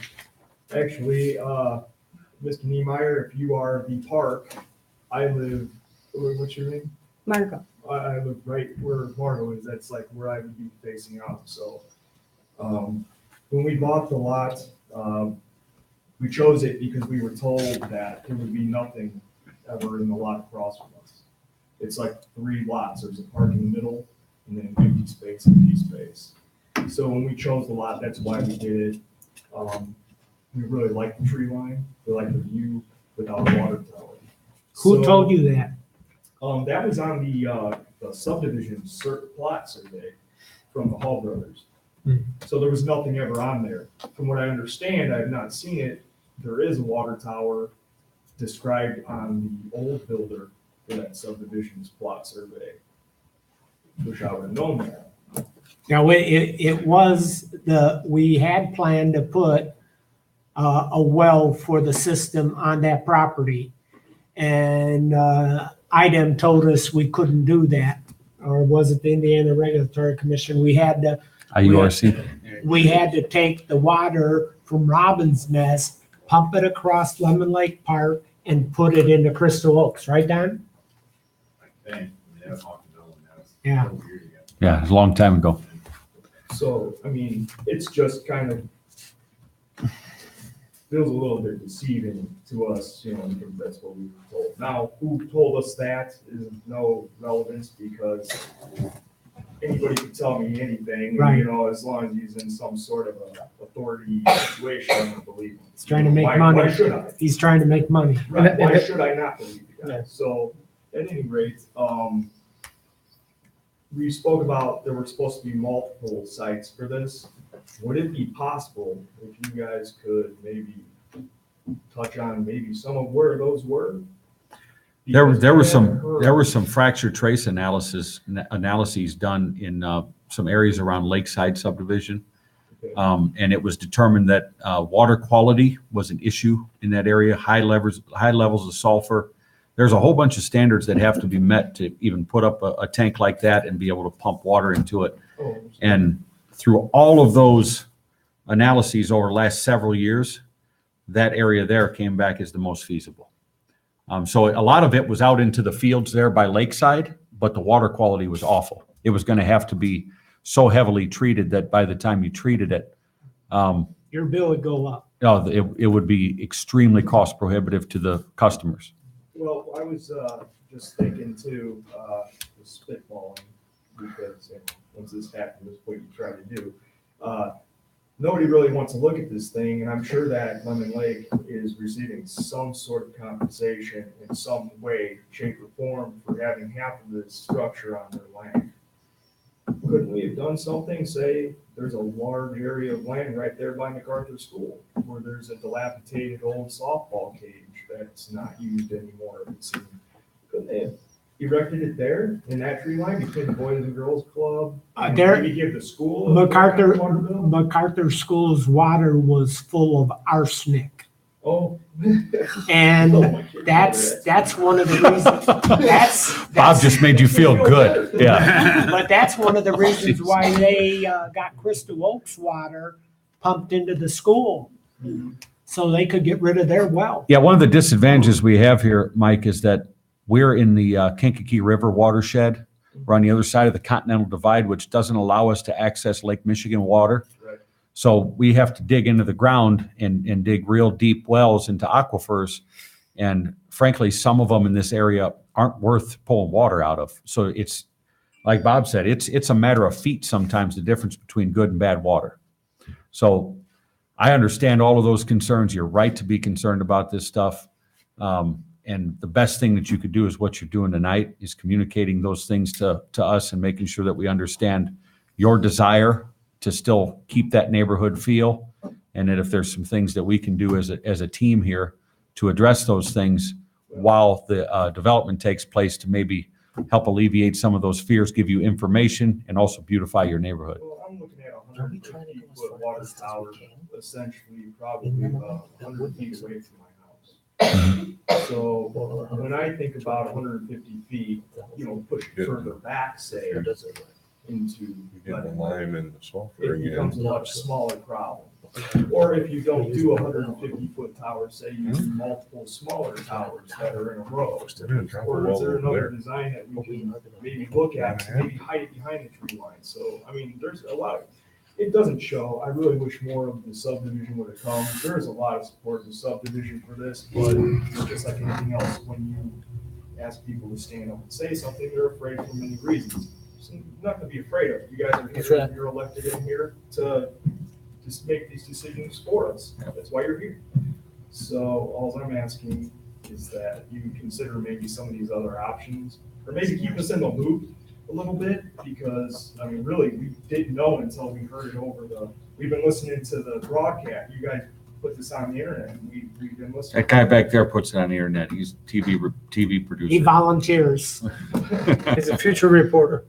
No. I got to expect the same quality of water as we're receiving right now with this tower. I gotta go Thank to you. work. I have a pleasure of working. That's okay. Midnights. My name's Tony Wilson. I live in Crystal Oaks. I just want to know if you feel that the quality of water by placing the tower, that we're gonna have the same quality of water as we're receiving right now. The quality of water should be better because it'll be treated, and new treatment system be put in and things like that. So the quality of water should be excellent. Okay. The water tower in Utopia has put out some pretty darn good quality water. The one over by Monastery Woods, I should say.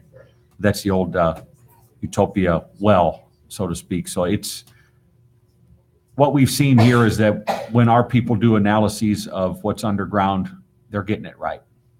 And in fact, it ended up where it's probably going to end up due to the fact that the water was so poor elsewhere. Yeah, if you saw one of those. Utopia at one time didn't have good water though, about 30 years ago. They Oh, is had that some right? issues there, yes. Well, that was on a private company then, and we took that over. It was not good at all. If you saw those fracture trace analysis where they went down, actually did fracking to determine where water sources could come from, there's all these lines that crisscross that show where those intersections of water come in through that analysis, through all those little cracks and stuff into the earth. And there were very few areas where enough water came out, and even fewer areas where there was water that was even of remotely good quality. So it's kind of a tough area to pull water out of the ground, but we're doing okay at it, and we're hoping to do better at it. But Mike and Joe, your guys' concerns are valid. And I'd love to go down from Joe, just to maybe 6 down. Good water. It's storage. That's a good idea. Be expecting I gotta go to work. thanks, Mr. Wilson. Be expecting a call from our, or an opportunity to talk to our engineer and have some questions that maybe you and your neighbors have, so you can have them answered, and we'll make sure that you're part of the information loop. Thanks, gentlemen. But yeah, the water supply is the same water. Nick? You're having, we're just putting it in there wants- to get pressure. Oh, Mr. Josh, you want to talk? Oh, okay. I live in 7,000 west of 7,000 west of 107 place. What's your name? Nicholas Foley. Okay, we just didn't know you, so we had to make sure we knew you. Yeah. I like your suit, by the way. It looks good tonight. That's why I wore it. I knew Amy for the last couple of years. And I've been doing a lot of things for Amy and Tammy and everybody else in town hall. And I've been working with her for the last couple of days. I've been getting her a call and getting all updates on what's going on in the neighborhood. I've been also getting claims from everybody from where I live at about the garbage pickup. And I guess one neighbor had a call, and the garbage guys up, the GMI, they said that they have emptied the garbage can. So now he wants another garbage can to be ordered to the guys with the pickup truck. I guess he needs another garbage can for something else. I don't know what for what, but I guess he does live in Derby, whatever you want to call it. He's been doing that for the last couple of years. He's got the one with cane on it, and he's been doing that for the last couple of years. And I guess I've been looking out after him ever since then. But the water needs to be repaid. Any solution?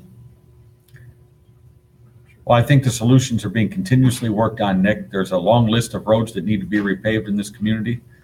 Over the last decade, a whole bunch of them have been checked off the list, but there's a lot more to go. Yeah.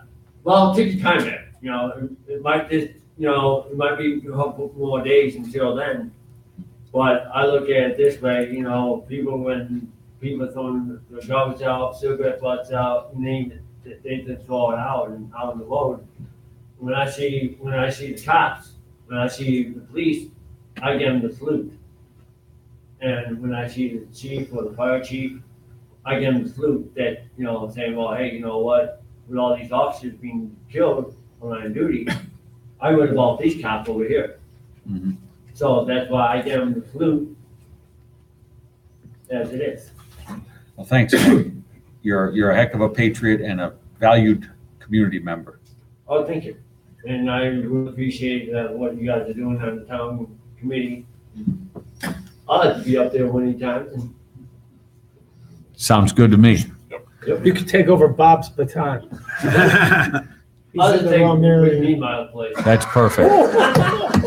He's going to. That sounds like a plan. Bob's gonna be here for 40 more years anyway. No, I'll just take with me my place. I agree. So first of all. Name and address for the record, please. Yeah. Joshua Rivera, 6738 West 130th Avenue. Thank you. First things first, I just have a couple questions in regards to the historical association's request to use the town pier. From what Chief Colson said, the chamber requested the use. Chief Colson, did the chamber receive permission to use the pier? No. So my question then would be, why would we let the historical association use the pier instead of when the chamber was not allowed to? That's just my question. Yeah, and the council voted against, voted to defer that tonight for further consideration, I think, for safety of the pier. Yeah. So that was just a question that I had. And the second thing that I'm up here for, I've been working with Jill. I've been talking to Jill. I talked to you, Randy. In regards to Kiwanis Park, over across from Lynn's Way. No, from Winding Creek, Winding Creek. 137th Avenue. Yep. We'd like to be able to get that park back open and get the park back going. And I know when I was talking to Jill today, Jill gave us her support. I'd just like to know if we can have the support of the council, this council, to ensure that we can get this park open again and get this thing going. My organization is interested in ensuring that this park is open, and in fact, this weekend, at my district board meeting, I have to report on the situation of the park. What organization is that, Josh? Key Club International. Oh, I that's- serve as the lieutenant governor for the Calumet Division. Yeah, but you may not be aware that we've been adding a lot of dirt from the various subdivisions and road projects into there to bring the level up. Quite honestly, we've been kicking around different ideas. I like to put maybe like a little bicycle track, walking path for, off-road type bikes and some other things. What are some If the ideas? Key Club International has some ideas. Love to hear them. When we were talking with Jill today, I showed her the original plan that we had. The original plan was done in 2011. And it included a community garden, a nice playground, a little prairie area, a neighboring bridge that connected over to the other subdivision, as well as a soccer field and some other useful green space areas. And that's kind of where we'd like to see, just because that park was basically founded on friendships and service, basically. A lot of Eagle Scout projects went into that park, and when that park closed, some people were not able to finish their projects or whatever. So that's basically the gist of it. We just want to be able to access the park and maybe get the plans going again. I met with Jill today to ask her what the town's plans were, and she wasn't aware of any. But she did inform me of the dirt situation and stuff. And we have a meeting already for next week to talk more on the plans and stuff. But it's just, I'd like to know. Did you leave a plan with Jill? I emailed it to Oh, her. awesome. I just want to know if we can have your guys' support as well as we have Jill's right now. If we can have the council support, it would be a guarantee that this thing would get done. Nobody likes a nice empty parking lot when we have that nice green space to be utilized for people. So, I can't speak for everyone on the council, but anytime there's interested volunteer organizations, especially young people that want to dive into these sorts of things, get their hands dirty and make something happen in their community, I'm all for it. I think those are great things to do. It's really right in my neighborhood. I'd love to see that park improved. So, I mean, I can speak for myself in telling you that I would support something like that. Like I told Jill, our district governor as well as our international council, they're all very interested in seeing that this happens. I informed Jill that in the previous years, the park did receive grants through Kiwanis, through our partners, service partners. But because the park was closed, our service partners took those away from us because there was no use for them. So if we are able to continue to do this thing, then we can utilize those grants and reapply for those grants and get things going. Dave, could we use impact fees, park impact fees over there You to may. improve that park? Yes, you may, for improvement from where it's presently at its present service level. Are you, So then are we you have sure, Dave? potential of To an money. increased service level, you may. Okay. Well, that's good. That's good news. I wasn't aware that we could use the impact fee monies there because it was a park that was there before the impact fee was adopted. That's right, but it was a relatively unimproved park. What you're Right. talking about, what I heard Josh talk about is some fairly significant improvements. Could we also do that at Crystal Oaks? The same policy and principle applies. And right now we have currently working on Bartlett Wahlberg Park to install some small infrastructure Yeah. there. So between a few parks, we'll suck up that money pretty fast, but it would be good to pitch something in. And that's the thing, there's money out there available for Sure. us to nab for, especially through my organization. Our service partners love to give away free stuff all the time. In fact, earlier this year, Landscape Structures gave away a very nice playground equipment to Bloomington, a place out in Bloomington. So one thing, if your organization's working on a town park, obviously we would want Jill and our public works to have some oversight. Yeah, we've been working with Okay. Jill. I started working with Jill. It's not really us planning a park, it's just Sure. it's the namesake, and it was at one point a processing park, and now it's been idle. It's been 5 years, and that park has been idle. So it's time that we get this thing going instead of it sitting there looking like a prairie. It's been There's for some history and documents It was I pretty discussed sad, with Josh. So I'll ask the council to consider amending the agenda to consider an item related to this. Is there a motion to amend the agenda? So moved. Motion by Councilmember Carnahan, Second. seconded by Councilmember Sharp. Questions or discussion? Roll call. Robert Carnahan? Yes. John Foreman? Yes. Ralph Miller? Yes. Richard Sharp? Yes. Greg Parker? Yes. Randall Niemeyer? Yes, motion carries 6-0. So what we'll consider is an offering of support for the Key Club International to be working with town staff to improve Kiwanis Park. Is there a motion by the council? So moved. Motion by Councilmember Miller, Second. second by Councilmember Sharp. Questions or discussion? Roll call. Robert Carnahan? Yes. John Foreman? Sure. Ralph Yes. Miller? Yes. Richard Sharp? Yes. Greg Parker? Yes. Randall Niemeyer? Yes, motion carries 6-0. Thank you, Josh. Thanks, John. Appreciate it. Yes, thank you. Dave, you want to come up? Sure.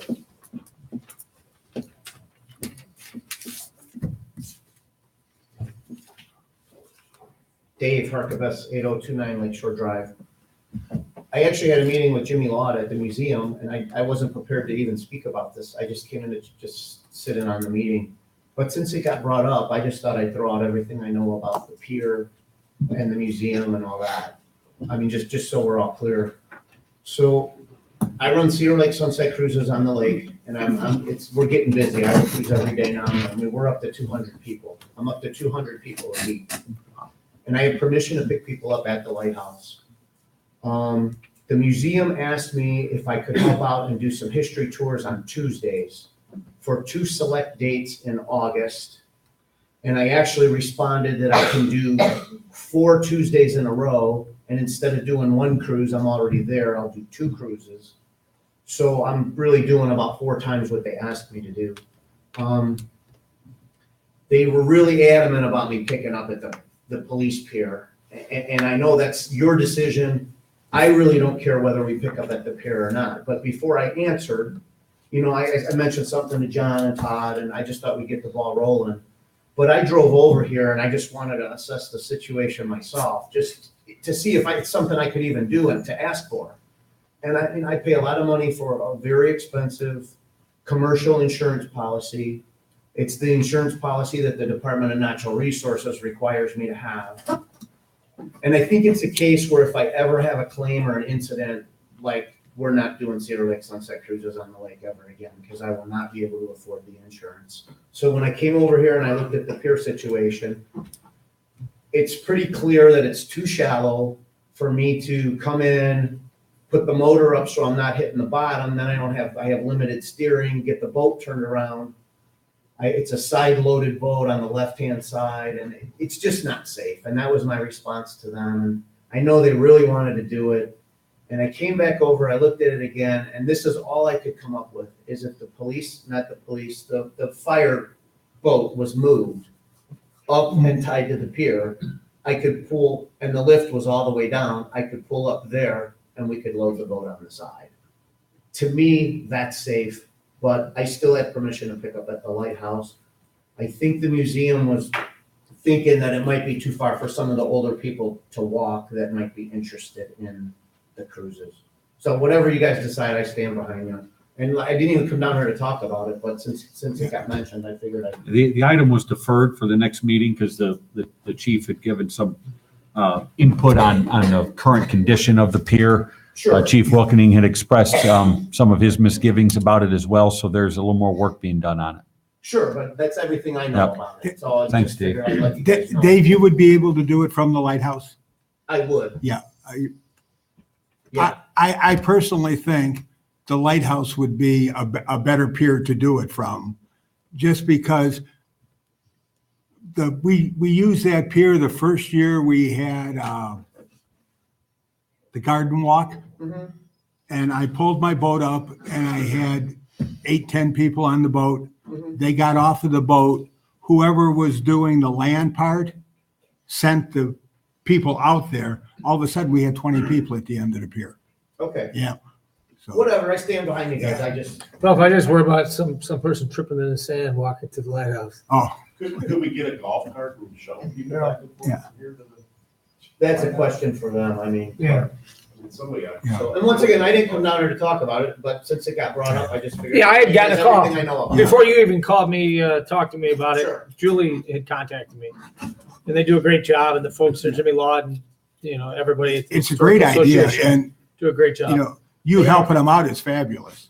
They're covered under a great policy until they step out of my boat and step on the pier. As soon as they're out of my boat, they're no longer insured with me. Right. Okay, thanks, guys. Thanks, Dave. Any other public comment?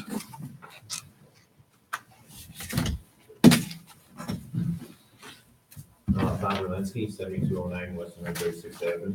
Just to reiterate Mr. Peak's comment, the street is busy. And then something else that wasn't brought up in the upcoming weeks, now that that planning has been passed for that zoning, we'll be in front of you guys again. He's gonna need variances for several of those lots. So now that he's pushed the business property back from 180 feet to 350 feet, taking up all that R2, what happens if he doesn't get a zoning now, his variances? So now he's gonna get pissed off like he did at the last meeting, said that if I don't get, this passed, I'm just gonna build the 8 lots on 136th Avenue and be done. So, Well, I suppose if he's going for variances and he has to, it'll be in front of the BZA. So I would encourage that if you're going to remonstrate against it, do so there. yeah, That'll be your opportunity to do so. but that wasn't iterated to you guys on this meeting tonight. Yeah, that wasn't what we were considering tonight. It was the ordinance for zone change, so. Yes, but you would kind of take that together that, yeah, we're gonna do this zoning, and we have this nice little 9-house subdivision, but now he doesn't still technically have it, because he still has to get a variance for it. I'm not so sure about that. What's he gonna get a variance for? His lots are wide enough. They meet the No, R2 there was 3 of standards. them that don't meet the R2. Oh, perhaps. So not all the 9, but there was. So under that situation, then the zoning is changed. Mhm. If it didn't pass, he would just not be able to build as many houses. He'd have to make it Now, 2 does he instead of have to 3. Go back to the zoning again? He just, no, it's just Possibly? change the plat, just change the layout of the subdivision. Okay. Zoning has nothing to do with the picture. It's a picture, it's a Yeah. concept, but it's the zoning is the zoning, and the subdivision control ordinance dictates the lots and the rules behind the size of the lot and things like that. So if in fact 3 are less than the required R2 minimums, he would, you're right, need a BZA variance, Yeah, which is Board of Zoning Appeals. so, but it would have been nice, you know, if you guys would have known that before the vote, you know. to But maybe- it's irrelevant. It's zone change. He might decide to put one house in the middle of that thing called R2. You know what I mean? So at this point, it's irrelevant because he might want to just put one big old house right in the center and there aren't 9 houses. So that's just a preliminary, you know, we're just doing zone today. Yeah. So, okay. Thank you, sir. Thank you. Appreciate it. Yep, thank you. Is there any other public comment? Any other public comment? Third and final call for public comment. Public comment's closed. You know what I'm saying? Our next town council public meeting will be Tuesday, August 21st at 7 PM. Yeah. This meeting is adjourned. That'd be cool. One big old mountain out there. Towering over everywhere. Discuss it.